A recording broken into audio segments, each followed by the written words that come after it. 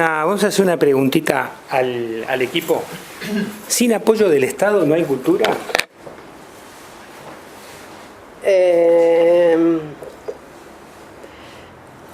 Yo creo que es una pregunta compleja. Creo que es algo que tiene que ser siempre mixto. Yo apunto a lo mixto, pero creo que sí.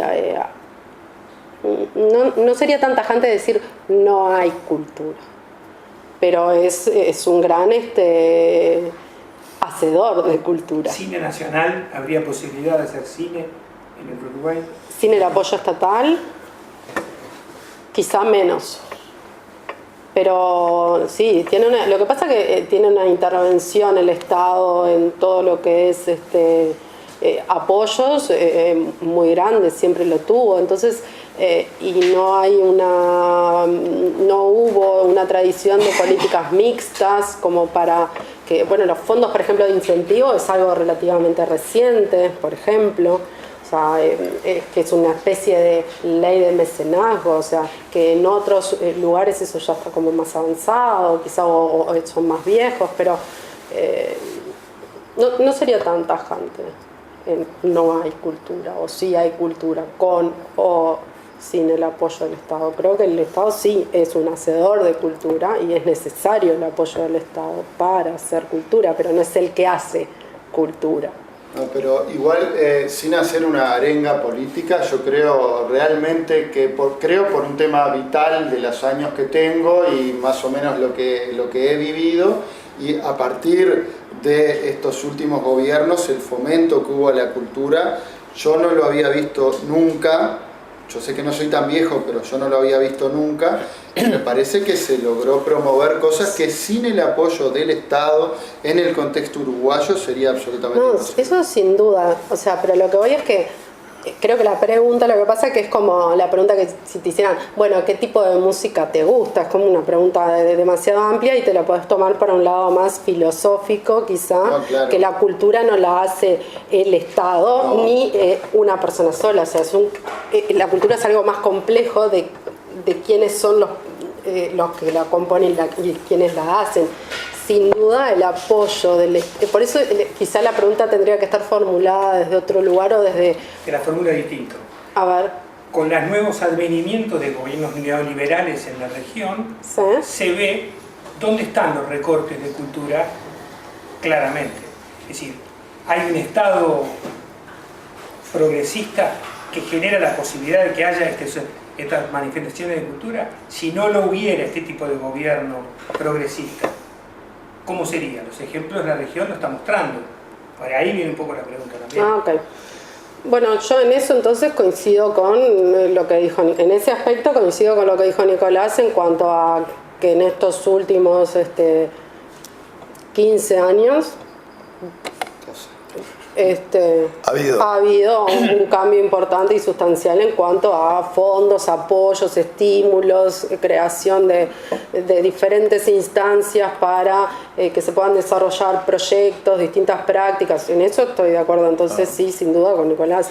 Yo creo que acá hay como 2 o 3 cosas que van juntas pero en distintas dimensiones, porque primero tendríamos que definir cómo entendemos la cultura, claro, para poder acercarnos en parte a la pregunta. No lo vamos a hacer ahora, más es un tema complejo.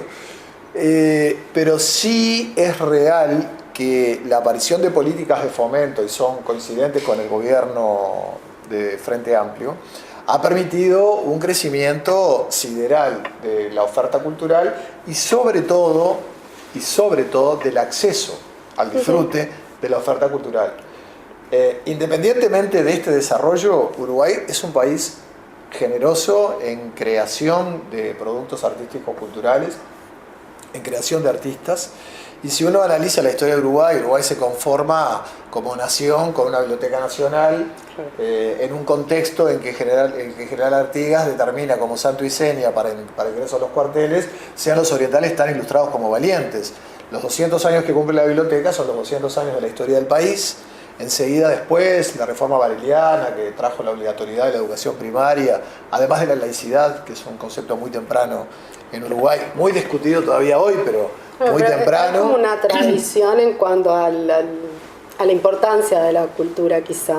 Sí, pero hubo como algunos indicios, me parece a mí, que fueron perfilando un carácter muy claro. El SODRE como institución, el SODRE nació como un embrión de Ministerio de Cultura, de alguna manera lo fue a principios del siglo XX, y creó un impacto muy alto, sobre todo a nivel de alta cultura, lo que en el momento se llamaba alta cultura. Y así podemos sumar la aparición de la comedia, bueno, la irrupción de los museos, en fin, una serie de acciones que fueron impulsadas por el Estado que construyeron una malla muy intensa de oferta cultural, que después se vio seriamente fragmentada, sobre todo a partir de la década del 60, ni que hablar durante la dictadura militar, y nos costó mucho recuperar espacios de fomento a la cultura, de fomento un poco más, si se quiere, organizado, ¿verdad? En todo el periodo de ausencia de fomentos, que fueron unos 40 años, fácilmente, me refiero a ausencia total, con un SODRE inexistente, con una comedia nacional casi mendicante, con museos en un estado muy primario, o cerrados. Durante ese periodo igualmente hubo un fermento cultural brutal en nuestro país. Ahí sí, a responsabilidad exclusiva de los artistas, casi, o de los hacedores, porque no dejó de haber muestras, no dejó de haber teatro, el teatro independiente tuvo un fervor, como a veces lo tiene hoy, con condiciones muy a su favor, la irrupción de la música, el canto popular sobre todo, que se constituyó en un movimiento muy rico, muy efervescente. Pero claro, todo eso sostenido por su propio peso se fue diluyendo, y recién a partir del año 2006 a nivel nacional, o un poco antes a nivel de Montevideo, empezaron a aparecer por primera vez en el país conceptos de políticas culturales, ¿no? Y en 10, 12 años que llevamos desde el primer gobierno del Frente Amplio, gobierno progresista, en estos 10, 12 años realmente nos hemos puesto en línea, por lo menos con las tendencias a nivel mundial, lo que no quiere decir que tengamos resueltos los problemas. Pero en general sucede, y a mí me pasa visitando encuentros a nivel internacional, que Uruguay más o menos está ayornado en términos de tendencias, ¿no? No solamente tenemos una oferta cultural importante, tenemos una cuenta satélite que es un intento por medir el impacto económico de la cultura, además encuestas que relevan el consumo cultural. Estas iniciativas no todos los países iberoamericanos las han logrado al día de hoy, en Uruguay están implementadas. Tenemos un departamento embrionario, podría tener un crecimiento más fuerte, todavía muy disperso, de industrias creativas, con una atención en particular al conglomerado editorial, al ámbito musical, al ámbito del diseño, obviamente al audiovisual, donde ahí sí particularmente se ve la mano del Estado como una herramienta fundamental, porque sin Estado, cine por lo pronto es difícil hacer. Yo, que soy mayor que ustedes, asistí a un largo proceso de fundación del cine nacional. Cada 10 años aparecía la primera película, después uno se entera que estamos desde el año 20, estábamos así. Cuando se crea el Instituto del Cine y Audiovisual del Uruguay, el ICAO, a partir de ahí creamos una producción sostenida y llegamos a tener 14, 15, hasta 16 películas en un Uruguay que no soñaba. No tenemos una industria, yo creo que no tenemos una industria, pero tenemos una producción sostenida, que además ha sido producto de otras acumulaciones, como la formación a nivel artístico, que se ha ido profesionalizando cada vez más. De hecho, la aparición del bachillerato artístico en el mapa de la formación secundaria, que no tiene 8 o 9 años en la historia del país, ¿no? Más la formación terciaria, cada vez más profesional en todas las áreas, ¿verdad? Entonces, creo que todo esto ha ayudado a ir consolidando un modelo, y coincido plenamente, Mercedes, contigo, el rol que el Estado debiera tener, por lo menos en mi visión, o que procuramos que tenga, es el de facilitador, porque tenemos que prever que mañana puede no existir esta cabeza al frente de la conducción de cultura, pero los bienes se tienen que seguir produciendo de la mejor manera. Claro. Y creo que la garantía de que esto suceda es que el propio artista, la propia ciudadanía se apodere de estas capacidades, para lo que el Estado debe impulsar herramientas que no resuelvan, sino que faciliten las plataformas para que esto pase al margen del Estado. Y creo que está bien retraerse de aquellos proyectos que empiezan a vivir por sí mismos. Hablabas hoy de las historietas, por ejemplo, creo que ahí hay un claro ejemplo de cómo el Estado interviniendo puede fomentar un sector, para luego empezar a sacar el pie del acelerador y permitir que crezcan otras capacidades, ¿verdad?, que ayuden a que el sector adquiera un esquema maduro y que abra fronteras, sobre todo en un país tan interrelacionado, en un mundo tan interrelacionado, ¿verdad?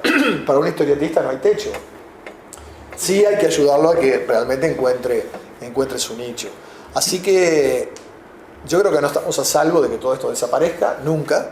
Creo que hay que trabajar, no digo con esa preocupación, pero sí al menos con la conciencia de que eso puede suceder. Por lo tanto, cuanto más fortalezcamos las capacidades del hacedor y del público demandando, yo creo que estamos más a resguardo de que las políticas se mantengan más allá de los gobiernos de turno. Esto al margen de que hay que avanzar en legislación. Sí, las legislaciones se borran de un plumazo, también, pero es más difícil porque ahí por lo menos son dos acciones: desconocerla y borrarla. También es importante lo del público, ¿no? Lo de la ciudadanía que consume, ¿no? De que no se pierda eso, sino que se la incentive y se lo motive, porque en realidad si desaparece lo que supuestamente no tiene que desaparecer, no va a pasar si hay una ciudadanía que está pidiendo que eso no desaparezca. O sea, exacto, porque en realidad si tenemos un museo abierto no es ni para mí ni para vos, sino que es para la ciudadanía. La biblioteca es para que vengan y la consuman, no es para que yo me quede acá con los libros porque es un capricho mío. Entonces, si ese sostén no está, va a estar el hambre de la gente que te lo va a exigir, que te lo va a pedir, porque le va a hacer falta eso. O sea, por eso también me parece que hay una cosa que para mí es fundamental, y es que la cultura es un bien necesario, fundamental y primario, tanto como la educación y como la salud, y en algunos casos incluso creo que sería básico y primario. Porque desde la cultura podés atacar cuestiones que van después para el lado de la salud o de la educación, que son siempre los dos puntos como que se tratan, ¿no?, de como básicos y necesarios en las políticas públicas y más quizá en esto. Okay.